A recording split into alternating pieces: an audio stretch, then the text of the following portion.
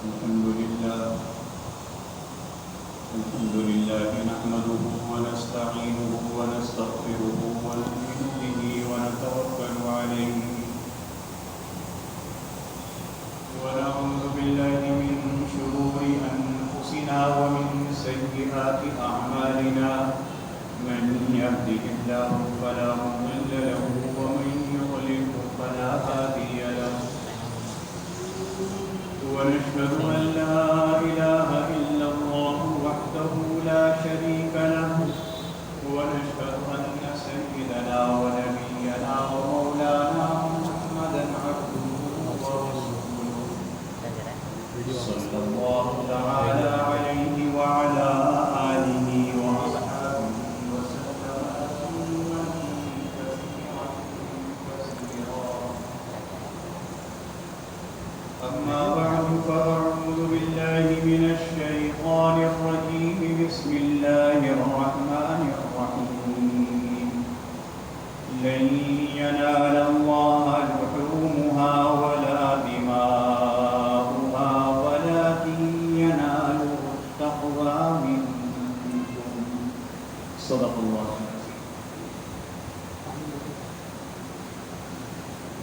بزرگان محترم اور برادران عزیز،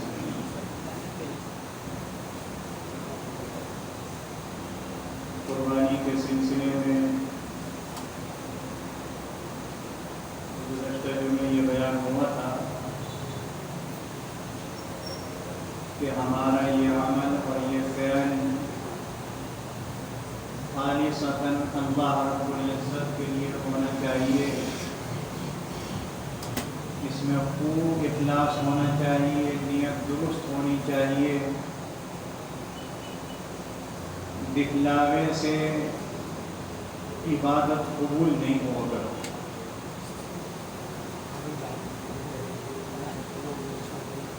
آج کے جمعے میں بھی قربانی ہی کے مسائل بیان ہوں گے۔ قربانی کا جانور بے عیب ہونا چاہیے، اور یہی حکم عقیقے کے جانور کا بھی۔ اس کی آنکھ بھی درست ہو، اس کے کان بھی درست ہوں، اس کے پاؤں بھی درست ہوں چلنے میں۔ اگر یہ درست نہیں ہوں گے، اس میں خامی ہوگی، آنکھ سے نظر نہیں آئے گا، کان کٹا ہوا ہوگا، چاروں پیروں پر چلتا نہیں ہوگا، تین پیر پر چلتا ہوگا، چوتھا نہیں دکھاتا، تو قربانی درست نہیں۔ یہ بھی یاد رکھیے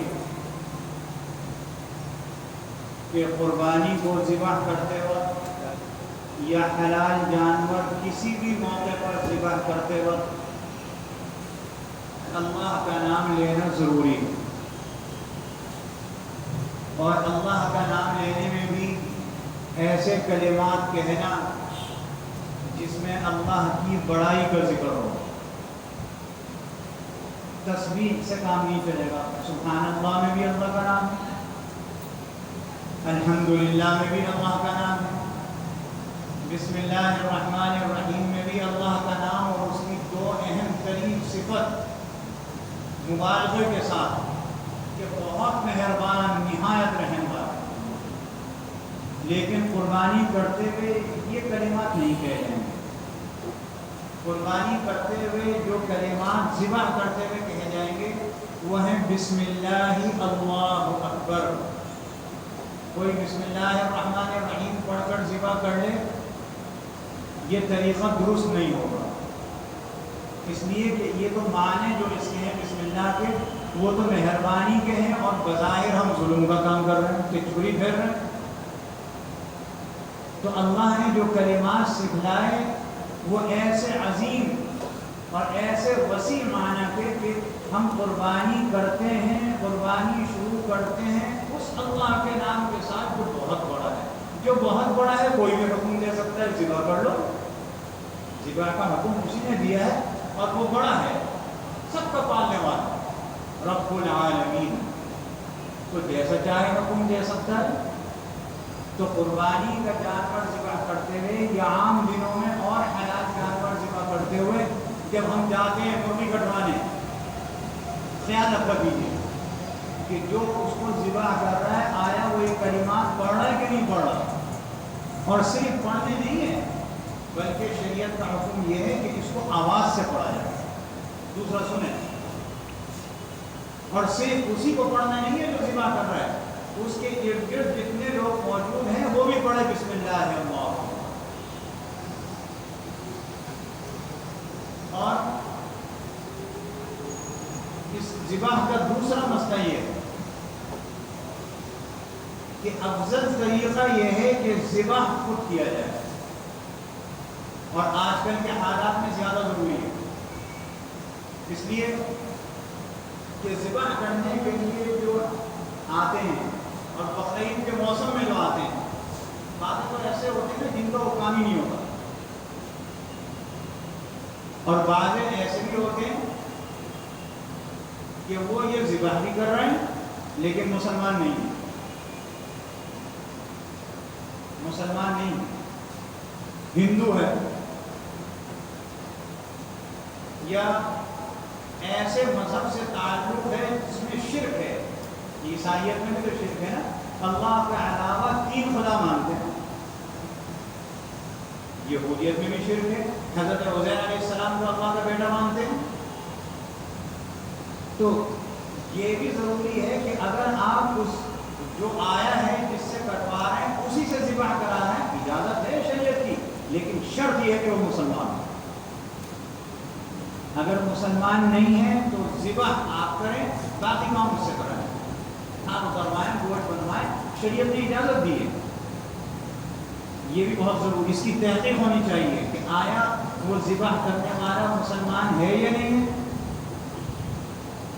پھر شریعت نے ہمیں بہت سے مسائل بتائے، لوگ کہتے ہیں قربانی کے پیسے کسی رفائی کام میں لگا دیں، ارے یہ قربانی اتنے بڑا رفائی کام ہے، سال بھر جانور پل لگے، کہاں کہاں پل رہے وہ آتے ہیں غریب بیچنے کے لیے، آپ اس سے خرید رہے ہیں، اس کا خرچہ چل رہا ہے سارا، رفائی کام ہے،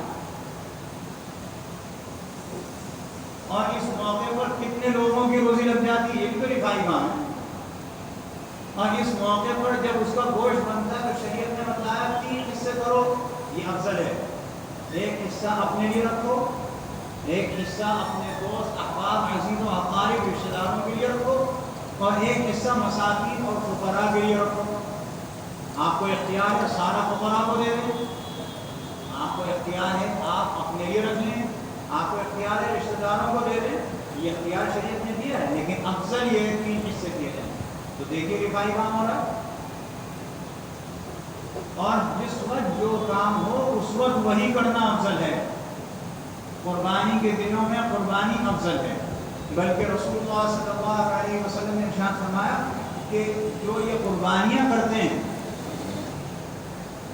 یہ اللہ کے مہمان ہوتے ہیں، 3 دن اللہ کے مہمان ہیں۔ آپ کہیں کہ ہم کیسے اللہ کے مہمان ہیں، پیسہ ہماری جیب سے نکلا جانور خرید کے لائے، پیسہ ہم نے خرچ کرا ذبح کرایا، تو مہمان اللہ کے کیسے، تو وہ پیسہ جو آپ کی جیب سے نکلا یہ کہاں سے آیا، یہ آپ کا تو نہیں تھا، آپ کو تو ظاہر مالک بنایا گیا ہے، اور اللہ رب العزت یہ کہہ رہا ہے کہ یہ تو ہم نے عطا کیا ہے، جبھی تو اللہ کہہ رہا ہے وَمِمَّا رَزَقْنَاهُمْ يُنْفِقُونَ، ہم نے جو تمہیں دیا اس میں سے خرچ کرو۔ یہ بھی ایمان والوں کی ایک نشانی ہے کہ ہم نے جو انہیں دیا ہے اس میں سے خرچ کرتے ہیں، تو اللہ کا دیا ہوا ہے، تو اس لیے اللہ کے مہمان ہوتے ہیں۔ قربانی کرنے میں اخلاص، اللہ فرما رہا ہے جو آیت ابھی رکوع میں پڑھی، لَن يَنَالَ اللَّهَ لُحُومُهَا، مجھے اس کا گوشت نہیں پہنچتا، وَلَا دِمَاؤُهَا، نہ اس کا خون پہنچتا ہے، کیا پہنچتا ہے، وَلَٰكِن يَنَالُهُ التَّقْوَىٰ مِنكُمْ، صرف تمہارا ادب پہنچتا ہے، ادب، اور وہ ادب یہی ہے کہ پورے اہتمام کے ساتھ، پورے سنت کے ساتھ اس کو ذبح کیا جائے، ذبح کرنے کے بعد اس کے حصے کیے جائیں، حصے کرنے کے بعد اس کو تقسیم کیا جائے. یہ ہے ادب. ہم تو بڑے بے ادب ہو گئے، بہت بے ادب. اللہ کا شکر ادا کریں، اللہ نے آپ کو خرچ کرنے والا بنایا ہے. اللہ کا شکر ادا کیجیے، اللہ نے آپ کو کسی کے آگے ہاتھ پھیلانے والا نہیں بنایا. اللہ نے بہت نوازا ہے، شکر نہیں ادا کر سکتے. جتنا شکر ادا کریں گے اتنا اللہ نوازیں گے. لیکن ہماری بے ادبی دیکھیے، پتہ نہیں کیا بات ہے، میری جگہ بڑی تنقیدی ہے. یہ میں دیکھتا ہوں، ہر سال کہہ رہا ہوں میرا کام کہنے کا ہے، آپ کا کام آپ کو سنانے کا ہے، میرا کام عمل کرنا آپ کا کام. لیکن ہیں بڑے بے ادب. کیا کرتے ہیں ہم؟ 5 لاکھ روپے کا جانور لاتے ہیں. یہ میں پہلے بیان کر چکا ہوں، اس کا حکم کیا ہے. جانور لاکھوں روپے کا لا رہے ہیں، اور جب اس کو ذبح کرتے ہیں تو اس کی سری، اس کے پاس ثابت پڑے ہوئے ہوتے ہیں نا. روڈوں پر آپ جائیے عید کے دنوں میں دیکھیے سائڈ میں پڑے ہوئے ہیں کچرے میں. کیا خیال ہے؟ یہ ادب ہے؟ عام دنوں میں جب آپ اس کو خریدنے جاتے ہیں تو ہزاروں روپے خرچ کرتے ہیں، ہزاروں روپے. یہ تو لاکھوں کا جانور تھا، یہ کتنے کا ہوگا؟ سری بھی پھینک دی، پائے بھی پھینک دیے، اور جس کو ذبح کرانے کے لیے، کٹوانے کے لیے بلایا، اس سے صفائی کے ساتھ بات نہیں کری کہ بھئی آپ نے سارے کام کرنے. اس کو 500 1000 زیادہ تو ہر کام کراؤ. یہ جو ناقدری ہو رہی ہے، یہ جو بے ادبی ہو رہی ہے، وہ وقت دور نہیں ہے، اللہ سب پر تالے لگا دے گا، دینا بند کر دے گا. اور جب اللہ دینا بند کر دے گا پھر شکایت کریں گے کیا دن تھے نا ہمارے، کتنے جانور قربانی کرتے تھے، آج ہمارے پاس ایک جانور نہیں. ڈرو اس سے، اس ناقدری سے ڈرو. ڈرنے کی چیز ہے. جس نے ناقدری جس کام میں کی، اللہ نے اسے روک دیا. آپ دیکھ لیجیے، یہ پیسہ اللہ نے دیا ہے، اس کی ناقدری نہ کیجیے. آپ اچھے سے اچھا جانور لا رہے ہیں، اس کی ناقدری نہ کیجیے. ہر چیز نہیں بنا سکتے، کسی کو دیجیے، ساتھ میں پیسے بھی دیجیے اسے کہ بنوا لینا کسی سے جا کے. اتنی ناقدری کہ جانور لاکھوں روپے کا اور اس کی سیڑھیاں اور پائے میں روڈ پہ پڑے ہوئے ہوتے ہیں. اللہ نہیں پوچھے گا؟ ذرا رات کو جب سونے کے لیے لیٹ ہے، آنکھ بند کر کے اس کو سوچیے گا ہم کیا کر رہے ہیں. بڑی غلط بات ہے. مسلمان، اللہ نے مسلمانوں کو اسراف سے منع کرا ہے، اور یہ اسراف کرتا ہے. اللہ نے جس چیز کی دعوت دی ہے اس کو پھینک رہا ہے. ایسی ناقدری. صحابہ رضی اللہ تعالی عنہ ایسے نہیں تھے، ایک ایک چیز استعمال میں لاتے تھے. تو ایسے ناقدرے نہ بنیے، مسلمان بنیے. مسلمانیت کی جو شان ہے وہ ہمارے اندر آنی چاہیے. دوسرے مذہب کا کوئی آدمی دیکھے کہ دیکھو، جب تو میں نے پچھلے میں کہا تھا نا کہ جو دشمنان اسلام اور دشمنان مسلمان ہیں ہمارے اوپر انگلی اٹھاتے ہیں، دیکھو کتنی اسراف کر رہے ہیں، کتنا پیسہ ضائع کر رہے ہیں. ایک حد تک تو وہ صحیح کر رہے ہیں، ایک حد تک تو وہ صحیح کر رہے ہیں کہ ہم ان کو خود ہی موقع دے رہے ہیں کہ لاکھوں روپے کا جانور لے کر کے آ رہے ہیں جو اس سے نیچے بھی آ سکتا تھا. آپ کو اللہ نے 5 لاکھ روپے دیے تھے، آپ 5 لاکھ روپے کے 5 جانور لے آتے. کس طرف سے قربانی ہوتی؟ اور قربانی اگر کوئی اس دنیا سے چلا گیا اس کی طرف سے اگرچہ واجب نہیں ہے لیکن کوئی کرنا چاہے کر سکتا ہے. آپ انبیاء علیہ السلام کی طرف سے کریں، آپ صحابہ کی طرف سے کریں، آپ اپنے مرحوم والدین کی طرف سے کریں، کر سکتے ہیں. یہ کیا طریقہ ہے کہ 10 لاکھ روپے کا اور 8 لاکھ روپے کا جانور لائے 7 قربانیاں کریں؟ بڑی بے وقوفی کی بات ہے. اللہ اس بے وقوفیت سے مسلمانوں کو بچائے. بڑی ناقدری ہے، اور اس ناقدری سے ڈریے. اللہ رب العزت نے اب جو اپنے فیصلے کروانے شروع کیے ہیں، بظاہر جو دیکھنے میں آ رہا ہے نقد فیصلہ ہو رہا ہے. نقد پہلے یہ ہوتا تھا نا کہ ڈھیل ہوتی تھی نا، رسی ڈھیلی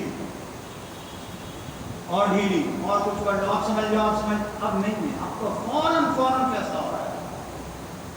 جو ہم بول رہے ہیں 1-2 سال کے اندر ہمارے سامنے آ رہا ہے. آپ دیکھ لیجیے اپنے گرد کے حالات میں. ہم تو اس سے، آپ کو مجھ سے زیادہ نظر رکھنے والے ہیں. آپ کی نظر تو پوری دنیا کی خبروں پر ہے، کہیں بھی دیکھ لیجیے ایسے ہی ہوگا. دیکھیے بارشیں ہو رہی ہیں، پہلے سے زیادہ ہو رہی ہیں، اللہ کا شکر ہے۔ گرمی میں بھی ہو رہی ہیں، سردی میں بھی ہو رہی ہیں، بے وقت بھی ہو رہی ہیں، پیداوار خراب ہو رہی ہے۔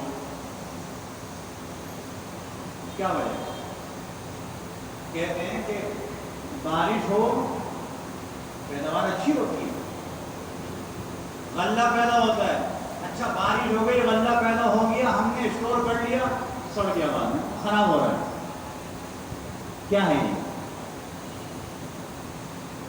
بارش ہونے کے بعد پیداوار بھی اچھی، سب چیز اچھی، دعوے بھی بہت ہمارے گورنمنٹ کے، کیا قحط نہیں پڑے گا، پھر وہ سال ختم ہونے سے پہلے کچھ نہ کچھ تکلیف آ جاتی ہے۔ کیا ہے؟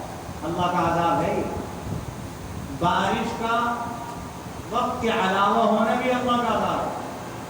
اور دیکھیے یہ بات یاد رکھیے گا، یہ اسباب میں تو شامل ہے کہ بارش ہوگی تو پیداوار ہوگی، لیکن اللہ اس کا محتاج نہیں ہے۔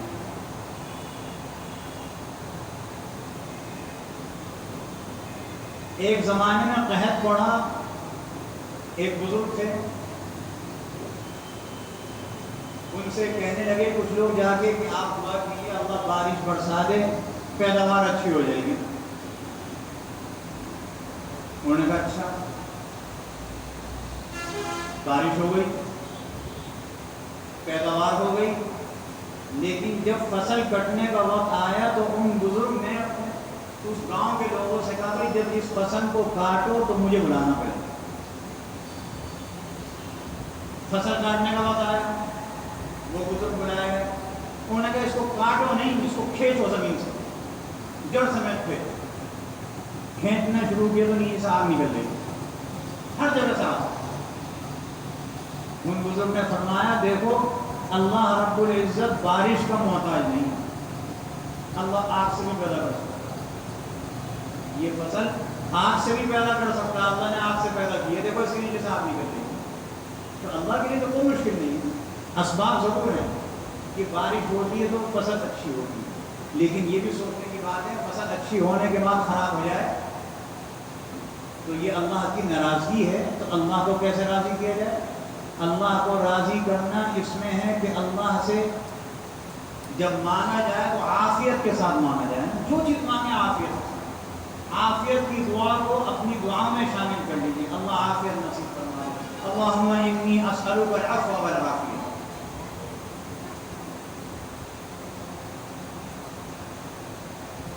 اور اپنے عمل سے اللہ رب العزت کو راضی کیا جائے، اللہ راضی ہوگا، ہمارے سارے کام درست ہونے شروع ہو جائیں گے۔ تو یہ قربانی جو ہے یہ اللہ کو راضی کرنے کے لیے کیجیے، لوگوں کو دکھلانا مقصود نہیں ہے، لوگوں کو دکھلائیں گے تو ان تحبط اعمالکم وانتم لا تشعرون، اللہ نے فرمایا کہ تمہارے اعمال اس طریقے سے نیکیاں ضائع ہو جائیں گی کہ تمہیں اس کا شعور بھی نہیں ہوگا، پتہ بھی نہیں چلے گا، پہلے ہمارے پاس پہلے کچھ نہیں ہے، اور نیکیاں ضائع ہو جائیں تو یہ جو کچھ ہے یہ بھی چلا جائے گا۔ اس لیے اللہ رب العزت سے عافیت کو مانگنا چاہیے، اللہ رب العزت ہمیں توفیق عطا فرمائے۔ ذی الحجہ کا مہینہ ہے، حدیث شریف میں آتا ہے جو رات کی عبادت کرے ان پہلے 9 دنوں میں، 10 دنوں میں، رات کی عبادت ایسی ہے جیسے شب قدر کی عبادت، اور دن کا روزہ ایسا ہے جیسے رمضان کا روزہ، 9 دن کے روزے، 10ویں کا نہیں، 10، 11، 12، 13 یہ 4 دن، اور عید الفطر پر پہلی تاریخ، یہ 5 دن سال میں حرام ہے روزہ رکھنا، کسی قسم کا روزہ نہیں رکھ سکتے۔ اور حدیث شریف میں آتا ہے کہ جو آدمی 9 ذی الحجہ کا روزہ رکھے، یوم عرفہ، اور یوم عرفہ ہوتا ہے ذی الحجہ کی 9 تاریخ کو، جس ملک میں 9 تاریخ جس دن ہوگی وہ یوم عرفہ ہوگا، 9 ذی الحجہ کا جو روزہ رکھے گا اللہ رب العزت اپنی مہربانی سے اس کے 1 سال گزشتہ کے گناہ اور 1 سال جو آنے والا ہے اس کے گناہ پیشگی معاف کرنا ہے۔ اتنی بڑی فضیلت، فرض نہیں ہے، واجب بھی نہیں ہے، سنت مؤکدہ بھی نہیں ہے، صرف مستحب ہے۔ لیکن اگر کسی کو ہمت ہے یہ 9 ذی الحجہ کا روزہ رکھا جائے اور اس نیت سے رکھا جائے کہ رسول اللہ صلی اللہ علیہ وسلم نے اس کی یہ فضیلت بیان فرمائی ہے، اللہ رب العزت یہ فضیلت مجھے بھی عطا فرما دے۔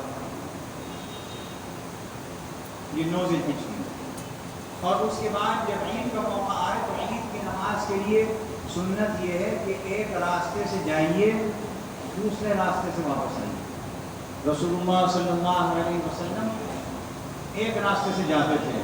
کوئی سوال کر سکتا ہے کہ مسجد نبی میں، مسجد نبوی کے اندر ہی تو آج گھر ہے عمر علیہ السلام کا، اس وقت بالکل ملا ہوا تھا، تو جانے کا اور آنے کا راستہ الگ کیسے؟ نہیں، حضور علیہ السلام مسجد میں نماز ادا نہیں فرماتے۔ یہ میں نہیں کہہ رہا مسجد میں نماز نہیں ہوتی، ہو جاتی ہے، لیکن حضور علیہ السلام کی سنت یہ ہے کہ بلا عذر مسجد میں نماز نہ پڑھی جائے، میدان میں جا کر پڑھی جائے۔ تو حضور علیہ السلام میدان میں جا کے نماز پڑھتے تھے۔ جب جاتے تھے ایک راستے سے جاتے تھے، واپس آتے تھے دوسرے راستے سے، اور اس کی وجہ یہ بتائی کہ جو راستے جن پر ہم چل کے گئے، جن پر چل کر آئے، یہ قیامت کے دن اللہ رب العزت کو ہماری گواہی دیں گے کہ آپ کا یہ بندہ مجھ پر سے چلتے ہوئے گیا تھا، آپ کی تکبیرات تسبیحات پڑھتا ہوا گیا تھا، 2 گانا ادا کرنے گیا تھا، واپس آیا تو پھر تسبیح اور تکبیرات پڑھتا ہوا واپس آیا، تو یہ آنا جانا بھی عبادت میں لکھا جائے گا۔ اور تیسری بات یہ کہ تکبیرات تشریف، اللہ اکبر اللہ اکبر لا الہ الا اللہ واللہ اکبر اللہ اکبر وللہ الحمد، یہ ذی الحجہ کی 9 تاریخ سے فجر کی نماز کے بعد سے لے کر 13 ذی الحجہ کی عصر کی نماز کے بعد تک ہر مرد اور عورت کو ان تکبیرات کو ایک مرتبہ پڑھنا واجب ہے۔ واجب کا مطلب یہ چھوڑ دے گا تو گناہ ہوگا، ہم چھوڑ دیتے ہیں، رکعت نکل گئی، نماز پوری کری، غیر جماعت کے ساتھ نماز نہیں ملی، اپنی نماز پڑھی، تکبیرات غائب، اور یہ پڑھتے ہیں تو آہستہ پڑھتے ہیں۔ حکم یہ ہے کہ مرد ذرا بلند آواز سے پڑھے، دوسرے کو بھی آواز سے پڑھے، اور عورتوں کے لیے حکم یہ ہے کہ اتنی آواز سے پڑھیں کہ خود سن لیں۔ یہ تکبیرات تشریف، حضرت جبریل، حضرت اسماعیل، حضرت ابراہیم علیہ السلام 3 مقدس ترین ہستیوں کے کلمات کا مجموعہ ہے۔ تو یہ ذی الحجہ کی 9 تاریخ سے پڑھی جائیں گی اور 13 ذی الحجہ کی عصر تک پڑھی جائیں گی۔ اس پر سب کو عمل کرنا ہے انشاءاللہ۔ یہ ایک سوال آیا ہے،